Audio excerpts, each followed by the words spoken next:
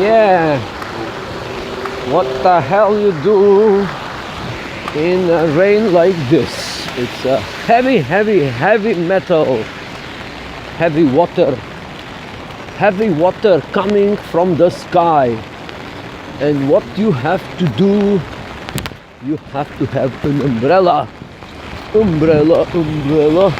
Yeah, there's not too many people on the streets. Yeah.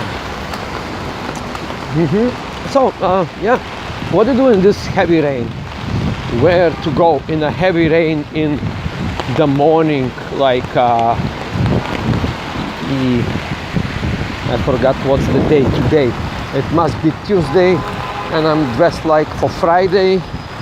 And yeah, it was supposed to be a great morning for me, just for me. It was supposed to be a great morning, but hey, life is iffy.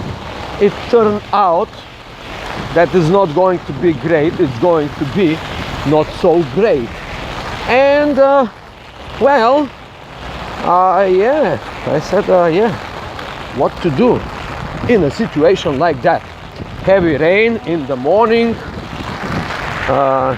Yeah, where to go, what to do, why? And that's the question. Subscribe. Illuminati is also watching you.